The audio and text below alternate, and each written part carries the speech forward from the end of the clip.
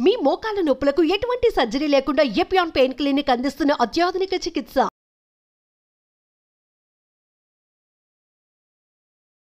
నమస్కారం అండి, నా పేరు doctor Rajesh Ukala, consultant physician at Medicover hospitals, Begumpet. ఈరోజు మన టాపిక్ షుగర్ వ్యాధి గురించి. ముఖ్యంగా మీ అందరికీ ఇప్పటికే షుగర్ వ్యాధి గురించి బాగా తెలిసి ఉంటుంది. కానీ షుగర్ వ్యాధిలో ఏం మార్పులు వస్తున్నాయి, ఏం కొత్తగా జరుగుతుంది అనే దాని గురించి డిస్కషన్. అసలు షుగర్ వ్యాధి గురించి మాట్లాడుకుంటే ఎక్కువ శాతం మన ఇండియన్ పాపులేషన్లో తక్కువ ఏజ్లోనే షుగర్ వ్యాధికి గురవుతున్నారు. దీనికి వివిధ రకాల కారణాలు. వీటిల్లో మీరు ముఖ్యంగా తీసుకుంటే ఒకటి మానసిక ఒత్తిడి, రెండోది ల్యాక్ ఆఫ్ స్లీప్, మూడోది ల్యాక్ ఆఫ్ యాక్టివిటీ, నాలుగోది ఇన్అప్రాపరియేట్ డైట్. ఇవన్నీ కారణాలుగా షుగర్ వ్యాధి పెరుగుతూ వస్తుంది. షుగర్ వ్యాధి దీర్ఘకాలంలో ప్రాబ్లమ్స్ చాలా క్రియేట్ చేస్తుంది. ముఖ్యంగా చాలా ఇంపార్టెంట్ అవయవాల మీద తీవ్రమైన ఒత్తిడి చూపిస్తుంది. అది కూడా కంటి మీద, బ్రెయిన్ మీద, హార్ట్ మీద, లివర్ మీద, కిడ్నీ మీద. వీటి గురించే ఎక్కువ సమస్యలతో బాధపడుతూ ఉంటారు. సో సమస్యలు రాకుండా చేయాలంటే ఏం చేయాలి?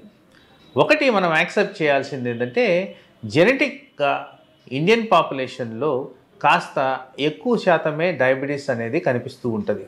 అందుకారణంగా మనం దీని మీద ఎక్కువగా ఫోకస్ చేయాలి. అయితే ఇప్పుడు వచ్చిన కొత్త ట్రీట్మెంట్స్లో మోస్ట్ ఇంపార్టెంట్గా మనం గమనించుకోవాల్సింది ఏంటంటే, ఎలా ఈ ప్రాబ్లమ్స్ రాకుండా కాపాడుకోవాలనేది మనం ఉద్దేశించి మాట్లాడుకోవాలి. సో ఒక ఐడియల్ డ్రగ్, షుగర్కి సంబంధించి ఒక ఐడియల్ డ్రగ్ ఏంటి అని చూస్తే, ఒకటి ఆ డ్రగ్ మనకి సైడ్ ఎఫెక్ట్స్ లేకుండా ఉండాలి. రెండోది షుగర్ లెవెల్స్ని ఎక్కువ శాతంలో మార్పులు తీసుకోకూడదు. అంటే ఎక్కువగా తక్కువ చేయొద్దు, ఎక్కువ కూడా చేయకూడదు. ఒక లెవెల్లో స్టడీ షుగర్స్ మెయింటైన్ చేసేటట్టు ఉండాలి. అలాగే దీన్ని ఇంగ్లీష్లో ఎక్స్కర్షన్స్ అంటాం. అంటే హై అమౌంట్ ఆఫ్ షుగర్స్ ఒక్కసారి రిలీజ్ చేసేటట్టు లేకుండా కంట్రోల్డ్ ప్యాటర్న్లో బాడీలో మెయింటైన్ చేసేటట్టు ఉంటే అవయవాల మీద డ్యామేజ్ ఉండకుండా కాపాడుకోవచ్చని సైంటిఫిక్ సూచన. అలాగే ఈ డ్రగ్ దీర్ఘకాలంలో వచ్చే సమస్యలు ఏవైతే ఉంటాయో, ముఖ్యంగా హార్ట్, కిడ్నీ, వీటి మీద ఒత్తిడి పడకుండా చేయడం అనేది చాలా ఇంపార్టెంట్ ఏరియా.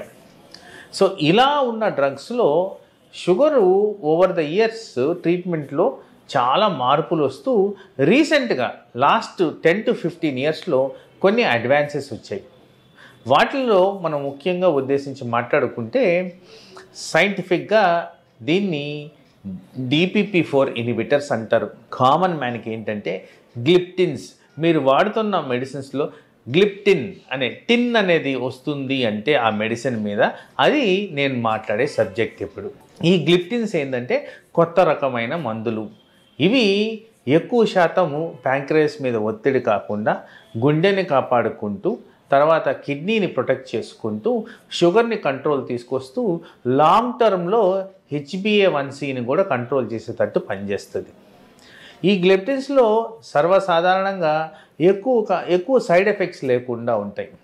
తర్వాత నేనన్న ఎక్స్కర్షన్స్ ఏవైతే ఉంటాయో అవి మినిమలైజ్ చేస్తూ పనిచేస్తుంది ఈ గ్లిప్టిన్ అనే మెడిసిన్.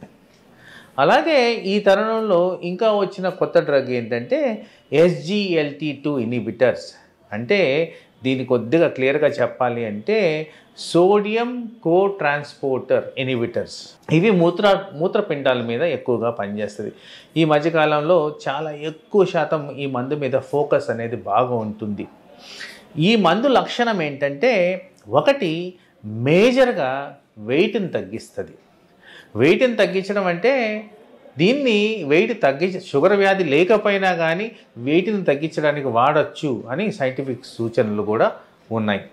సో ఈ డ్రగ్ ముఖ్యంగా మూత్రపిండాల మీద పనిచేసి మూత్రం ద్వారా షుగర్ని అబ్జార్బ్ కాకుండా కంప్లీట్గా యూరిన్లో రిలీజ్ చేస్తూ షుగర్ వాల్యూస్ని కంట్రోల్ చేస్తూ పనిచేస్తుంది. ఈ డ్రగ్తో కొన్ని మనకు వచ్చిన బెనిఫిట్స్ ఏంటంటే, ఒకటి హార్ట్ మీద అటాక్ రాకుండా, హార్ట్ ఫెయిల్యూర్ రాకుండా, కిడ్నీ ఫెయిల్యూర్ రాకుండా కాపాడుతుంది.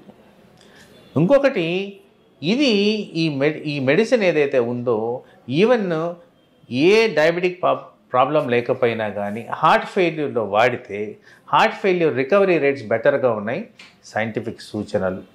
అందుకోసం ఈ డ్రగ్కి చాలా వాల్యూ ఇస్తూ ఈ మధ్యకాలంలో ప్రాక్టీస్లో చాలా పేషెంట్స్కి ఈ డ్రగ్ వాడడం అనేది జరుగుతుంది. చిన్న చిన్న సైడ్ ఎఫెక్ట్స్ ఉన్న డ్రగ్ ఏంటంటే ఇది కొద్దిగా వాటర్ ఇంటేక్ అనేది ప్రాపర్గా తీసుకోవాలి, లేకపోతే డిహైడ్రేషన్కి గురవుతారు. మూత్రం పోయిన తర్వాత ఆ భాగాన్ని ప్రాపర్గా వాటర్తో క్లీన్ చేసుకోవాలి, ఎందుకంటే షుగర్ వెళ్ళిపోతుంది కాబట్టి మూత్రంలో, దాని ద్వారా ఇన్ఫెక్షన్స్ వచ్చేదానికి ఆస్కారం ఉంది. ముఖ్యంగా ఫంగల్ ఇన్ఫెక్షన్స్ వచ్చేదానికి ఆస్కారం ఉంది. కాబట్టి మనం చేయాల్సింది ఏంటంటే కంపల్సరీ వాష్ చేసుకోవాలి. ఇవి జాగ్రత్తలు తీసుకుంటే ఈ డ్రగ్ ఎక్సలెంట్ చాయిస్, మనకి లాంగ్ టర్మ్ కాంప్లికేషన్స్ అవాయిడ్ చేస్తూ డయాబెటీస్ని కంట్రోల్ చేస్తూ మెయింటైన్ చేయడానికి. అలాగే ఇంకొక డ్రగ్ వచ్చింది ఏంటంటే GLP-2 ఇన్హిబిటర్స్. ఇవి కూడా చాలా చాలా ఎఫెక్టివ్గా పనిచేస్తాయి, కానీ కాస్త ఎక్స్పెన్సివ్గా ఉన్న డ్రగ్స్. ఈ మధ్యకాలంలో ఈ డ్రగ్ ట్యాబ్లెట్ రూపంలో కూడా దొరుకుతుంది. ఇది వరకు ఉన్నది ఇంజెక్షన్ రూపం. మళ్ళీ కన్ఫ్యూజన్ కాకుండా చెప్తున్నానండి, ఈ GLP-2 ఇన్హిబిటర్స్ అనేది ఏవైతే ఉంటాయో ఇవి ఇన్సులిన్కి సరి సమానం కాదు. ఇన్సులిన్ వేరు, ఇది వేరు. ఇది ఒక మెడిసిన్, షుగర్ని కంట్రోల్ చేసే మెడిసిన్. అయితే దీంట్లో ఉన్న మేజర్ అడ్వాంటేజెస్ ఏంటంటే ఇప్పుడు దాకా మాట్లాడుకున్న డ్రగ్స్ కన్నా ఇది చాలా ఎక్కువ శాతంలో ఆర్గాన్ ప్రొటెక్షన్ ఇస్తుంది. ఆ ప్రొటెక్షన్ హార్ట్ మీద ఎక్కువ చూపిస్తుంది, వెయిట్ రిడక్షన్ కూడా ఎక్కువ చూపిస్తుంది. కొన్ని సింపుల్ మెకానిజమ్స్లో సైడ్ ఎఫెక్ట్స్ అనేది కూడా వచ్చేదానికి ఆస్కారం ఉంది. వాటిల్లో ముఖ్యమైనది vomiting sensation, gastric disturbance, diarrhoea. ఇవి ఎక్కువ శాతంలో ఉంటాయి. డోసును తగ్గించుకొని వాడితే మనకి ప్రాబ్లం లేకుండా కాపాడుకోవచ్చు. ఇలా న్యూరో అడ్వాన్సెస్లో వచ్చిన డయాబెటిక్ మెడిసిన్స్ వల్ల చాలా మెరుగు జరుగుతుంది.